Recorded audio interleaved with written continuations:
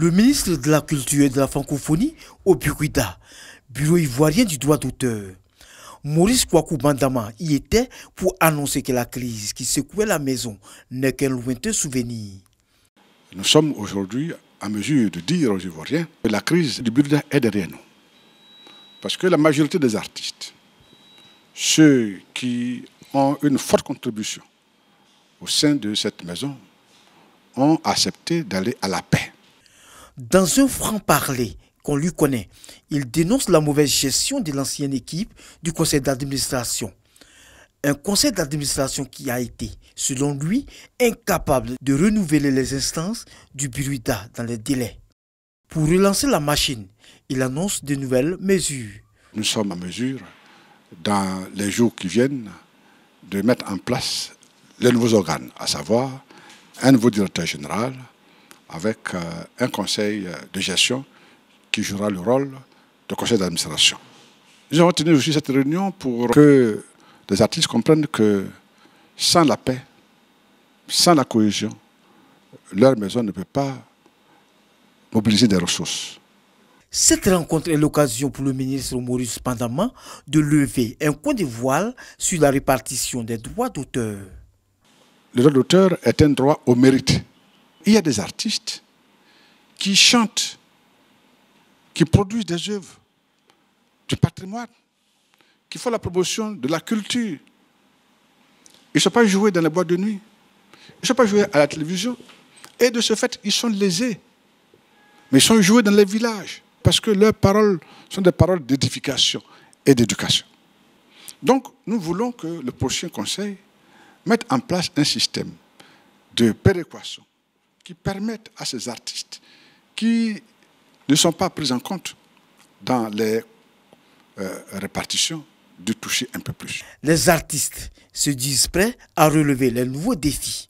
Malgré tout ce qui s'est passé, le ministre n'a jamais rompu le dialogue avec nous. Nous disons à tous les artistes de Côte d'Ivoire, nous voulons travailler pour eux.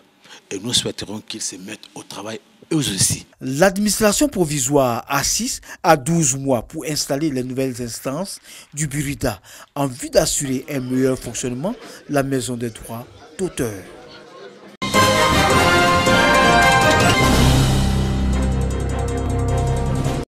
Il est clair que la situation des droits de l'homme, si on part des pics que nous avons observés en 2011 jusqu'à aujourd'hui, il y a amélioration, mais il y a des situations qui sont récurrentes que nous observons et c'est dans ce sens-là que nous réunissons régulièrement pour voir quel est le sort qui a été réservé aux recommandations que nous avons faites à la suite des différentes sessions. 3 points étaient au cœur de la 25e session du Forum des droits de l'homme.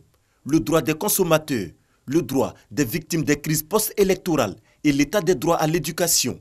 Nous sommes solidaires de cette prise de parole où, en termes de normes et en termes de politique et de programme, avait été mise en place pour assurer le droit à l'éducation. Selon les statistiques du ministère de l'Éducation nationale, il nous a été revenu qu'au niveau du primaire, pour l'année scolaire 2018-2019, il y a 159 cas de grossesse en milieu scolaire. Au niveau de l'école primaire, le cas des violences basées sur le genre, les VBG, découle. Au tableau de l'année scolaire 2018-2019, l'ONG Droits des enfants de Côte d'Ivoire notifie également 33 cas de violences sexuelles, 139 cas de grossesse à l'école primaire, 45 cas de mutilation génitale, 575 victimes de coups et blessures.